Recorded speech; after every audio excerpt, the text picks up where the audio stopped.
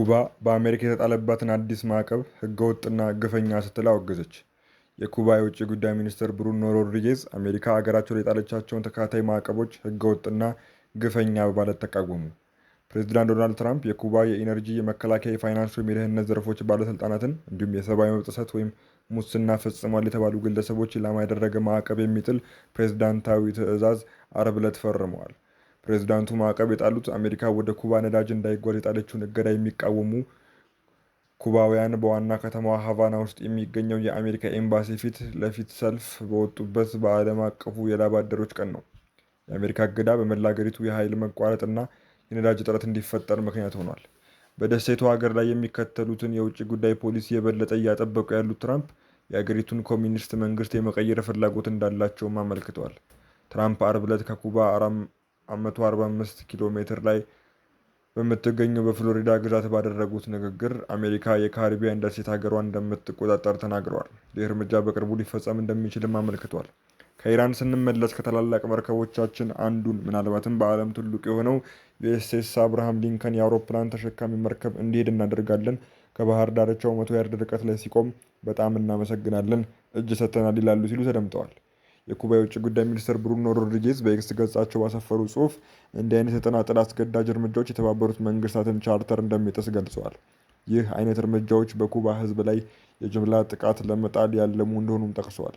የውጭ ጉዳይ ሚኒስትሩ በአገሪቱ የተካሄዱ ሰልፎች ቪዲዮዎችን አጋርጦም ሕዝባችን ሸብረክ አይልም ብለዋል። ይህ በእንዲህ እንዳለ ትራምፕ ውድቅ ያደረጉት የኢራን እቅድ ከኒውክሌር ንግግር በፊት ሆርሙዝ እንዲከፈት የሚጠይቅ መሆኑ ተዘገበ።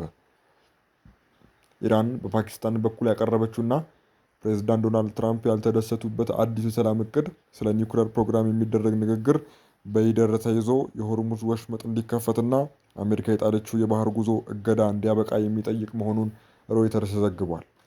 የዜና ወኪሉ ስማቸው ያልተጠቀሰ የኢራን ከፍተኛ ባለስልጣንን ጠቅሶ ቴህራን የኒውክሌር ድርድሩ ለሌላ ጊዜ ለማቆየት ያቀረበችው እቅድ ስምምነት ላይ ለመድረስ የሚረዳ ትልቅ እርምጃ ነው ብላ ታምናለች ሲል ዘግቧል። በአዲሱ እቅድ መሰረት ጦርነቱ የሚቋጨው እስራኤልና አሜሪካ በድጋሚ ኢራን ላይ ጥቃት እንደማይከፍቱ ዋስትና ሰጥተው እንደሚሆን ዘገባው ጠቅሷል። ኢራን በምላሹ ዘግታው የከረመችውን ወሳኙን የሆርሙዝን ወሽመጥ የምትከፍት ሲሆን አሜሪካም ወደ ኢራን ወደቦች የሚደረጉ ጉዞዎች ላይ የጣለችውን እገዳ ታነሳለች።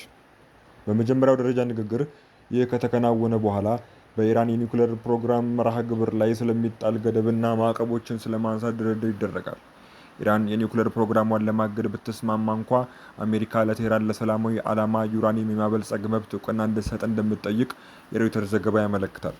ሮይተርስ ያነጋገራቸው ባለስልጣን በዚህ ማዕቀፍ ውስጥ ለስምምነቱ ምቹ ሁኔታ ለመፍጠር እንዲቻል ይበልጥ ውስብስብ በሆነው የኒውክሌር ጉዳይ ላይ የሚደረገው ድርድር ወደ መጨረሻው ደረጃ እንዲዛወር ተደርጓል ብለዋል። ኢራን ከዚህ ቀደም ያቀረበችውና ፕሬዝዳንት ትራምፕ ውድቅ ያደረጉት ሌላ እቅድም በተመሳሳይ የኒውክሌር ጉዳይ በቅድሚያ ንግግር የሚደረግበት ጉዳይ እንዳይሆን የሚጠይቅ ነበር። ቴህራን አዲስ እቅድ ማቅረቧን ካስታወቀች በኋላ አስተያየት የሰጡት ፕሬዝዳንት ትራምፕ እንዳላስደሰታቸው በመናገር ልስማማበት የማልችለውን ነገር እየጠየቁ ነው ብለዋል። ስምምነት ላይ መድረስ ይፈልጋሉ፣ እኔ ያልረካሁበትም፣ ስለዚህ የሚፈጠረው እናያለን ሲሉም ተናግረዋል።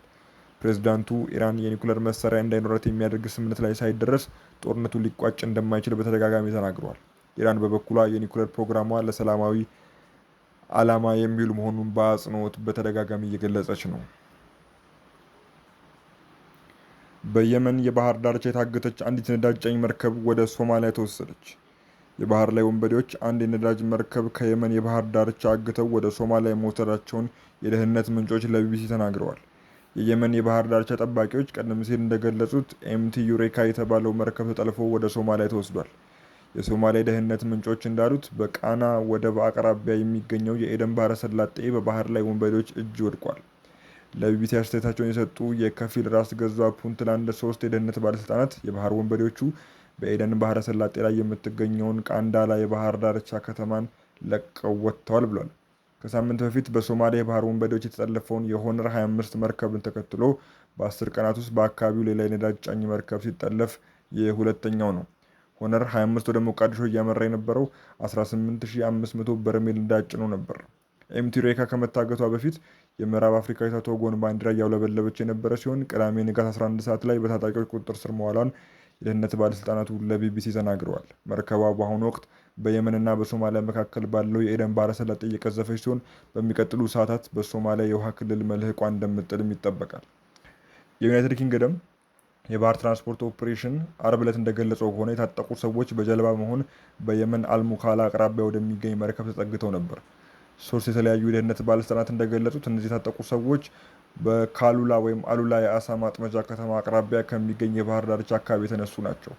ካሉላ የባህር ላይ ወንበዴው ኤምቲ ዩሬካን ለመያዝ ከሄዱባት ቦታ 209 ኪሎ ሜትር ርቀት ላይ ትገኛለች። እነዚህ ሁለት ጠለፋዎች በሶማሌ የባህር ዳርቻ አካባቢ እየተስፋፋ የመጣውን የባህር ላይ ውንብድና ያሳያሉ ተብሏል።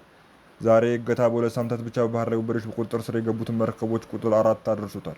የሶማሊያ ባለስልጣናትም ሆነ በሶማሊያ ውሃዎች ላይ የባህር ላይ ውንብድናን የሚከላከለው የአውሮፓ ህብረት የባህር ኃይል ስለ ሰሞኑ እገታዎች ምንም አላሉም። ከ2011 ጀምሮ እየቀነሰ የመጣው የሶማሊያ የባህር ላይ ዝርፊያ ከ2023 መጨረሻ ጀምሮ የሁቲ አማጽያን በኤደን ባህረ ሰላጤና በቀይ ባህር መርከቦች ላይ ጥቃት ከሰነዘሩ በኋላ እንደገና መጨመር አሳይቷል።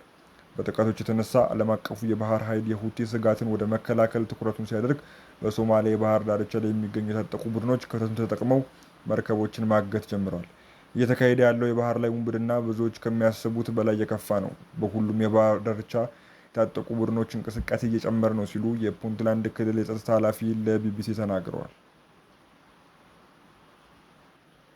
በመጨረሻም ቻይና ጉዟቸውን እንደሰረዘችባቸው የተናገሩት የታይዋን ፕሬዝዳንት ስዋቲኒን ጎበኙ። የታይዋን ፕሬዝዳንት ላይ ቺንግቴ መንግስታቸው ቻይና የአፍሪካ ሀገራትን በግዛታቸው ላይ አውሮፕላናቸው እንዳይበር ጫና አድርጓል ሲል ከወነጀለ በኋላ እስዋቲኒ ገብተዋል። እስዋቲኒ ከታይዋን ጋር ዲፕሎማሲያዊ ግንኙነት ያላት ብቸኛው የአፍሪካ ሀገር ነች። ፕሬዝዳንቱ ይህ ጉብኝታቸው ለቀናት በጥንቃቄ በዲፕሎማሲና በብሔራዊ ደህንነት ቡድኖች ዝግጅት ከተደረገበት በኋላ መካሄዱን ተናግረዋል።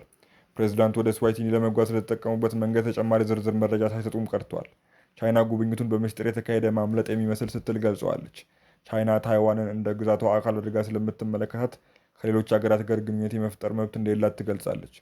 ፕሬዝዳንቱ በኢስዋቲኒ ጠቅላይ ሚኒስትር ራስል ድላሚኒ አቀባበል ሲደረግላቸውና በተደረደሩ ወታደሮች ፊት ሲያልፉ የሚያሳይ ምስልም ተጋርቷል። የታይዋን የልዑካን ቡድን የውጭ ጉዳይ ሚኒስትር ሊን ቺያሉንግ እና የብሔራዊ ደህንነት ምክር ቤት አማካሪ አሌክስ ዋንግን የተካተቱበት መሆኑን የፕሬዝዳንቱ ጽሕፈት ቤት አስታውቋል።